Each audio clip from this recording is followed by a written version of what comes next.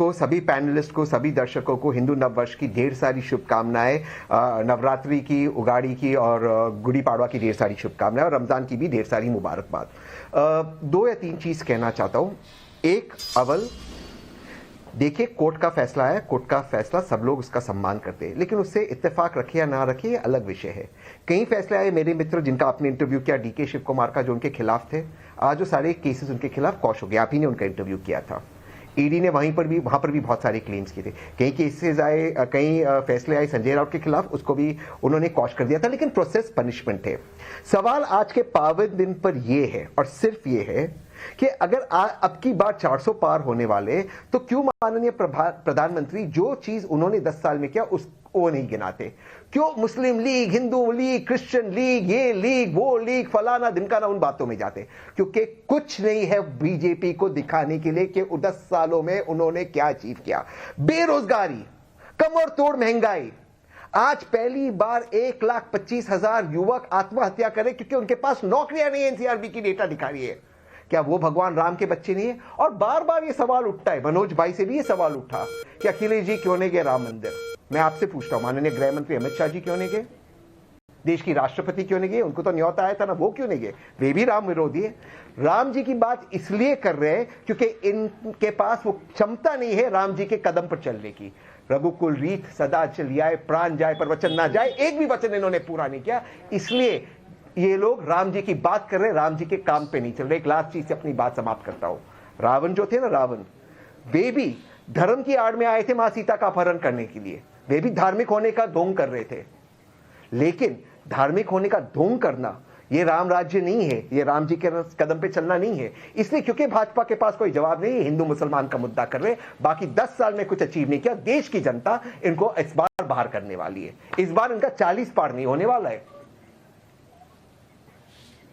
वाह वाह तहसीन पूनावाला जी, आपको 2 महीने 2.5 महीने में समय नहीं मिला। 500 साल के बाद जो रामलला की प्राण प्रतिष्ठा हुई, आपको समय नहीं मिला। आप तो चुनाव के टाइम शिव भक्त हो जाते हैं, आप तो जनेऊधारी हिंदू हो जाते हैं, लेकिन हिंदू मुस्लिम कर रही है बीजेपी। और शायद आजकल आप ध्यान नहीं दे रहे, प्रधानमंत्री ने आज ही अपने सारे काम गिनाए थे, उज्ज्वला योजना से लेकर 370 से लेकर जितना काम हुआ है, लेकिन आप ध्यान किस पर दे रहे हैं? वही जो मुस्लिम लीग आपके दिमाग पर छाया जाता है। क्यों शहजाद भाई? देखिए, जिन लोगों ने बोला कि पहला अधिकार संसाधनों पर एक समुदाय का होना चाहिए, जिनके नेतागण बोलते हैं कि सनातन समाप्त हो जाए, सनातन बीमारी की तरह है, बोलते हैं राम जी का अस्तित्व नहीं है, हिंदू टेरर होता है, वो कह रहे हैं कि दूसरे लोग हिंदू मुस्लिम कर रहे हैं।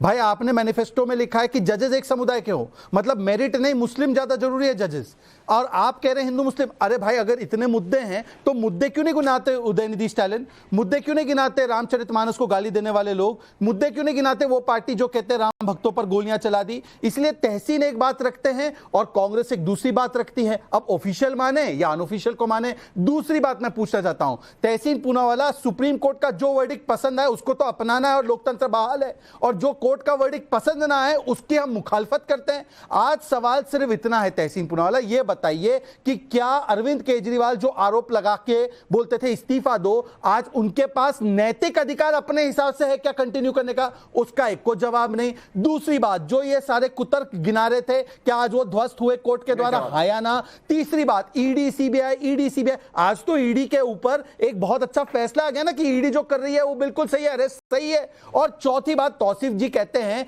कि भाई 10 साल में टेल पानी बन जाता है स्विमिंग पूल का, तो 60 साल में जो कांग्रेस ने किया है वो तो गंदी नाली है भ्रष्टाचार की। यही कहना चाह रहे ना। और एक तरफ बलात्कारी बचाओ शाहजहां को, एक तरफ बम ब्लास्ट करने वाले बचाओ, लोगों को बचाओ एनआईए पर हमला करके, और एक तरफ भ्रष्टाचारी बचाओ। यही इनका गठबंधन है। ये संविधान बचाओ नहीं, बलात्कारी, बम ब्लास्ट और जिस प्रकार से भ्रष्टाचारी है उनको बचाने का एक गठबंधन है। तहसीन पूनावाला, एक लाइन फिर मैं रवि श्रीवास्तव जी आपके पास आ रही। आपके माध्यम से मैं भाजपा के प्रवक्ता को यह कहना चाहता हूं कि शाहजहां शेख को फांसी की सजा दो, यहां बीच चौराहे पर उसको फांसी की सजा दो। कांग्रेस ने ब्रिजभूषण कहा शरण सिंह को जेल में तो कम से कम डालिए। कांग्रेस मैं तो ने कह कहा रहा ये हूं बात। शाहजहां शेख को बीच नहीं, कांग्रेस सड़क के पे कौन से दीजिए। दूसरी नेता बात, ने मेरी कहा? बात समाप्त होने दीजिए। नहीं, जिसको कांग्रेस के जिसको किस कहा, नेता एक ने मिनट, कहा? जिसको कहा, नहीं शहजाद एक मिनट, नहीं, एक सेकंड आप आगे बढ़े। मैं आपसे नहीं, कांग्रेस से जवाब मांग रहा हूं। आपने कांग्रेस ज्वाइन कर लिया क्या रॉबर्ट वाड्रा की तरह? अरे एक मिनट रॉबर्ट वाड्रा और आपने कांग्रेस ज्वाइन किया क्या? तो आप बता दीजिए कांग्रेस का अधिकृत स्टैंड क्या है वो बताइए। नहीं नहीं, रॉबर्ट आप करेगा तो कोई गलत काम है। ब्रिजभूषण सिंह की बात रॉबर्ट करते करेगा हैं, तो कोई लेकिन गलत काम है, तहसीन क्यों नहीं पूनावाला करेगा जी, रॉबर्ट ज्वाइन? तहसीन पूनावाला जी, तरन में जो महिलाओं के साथ हुआ, संदेश खाली में जो महिलाओं के साथ हुआ, आपने कभी भी अपने पार्टी के लोगों से पूछा कि उन्होंने उस पर कभी कुछ नहीं कहा?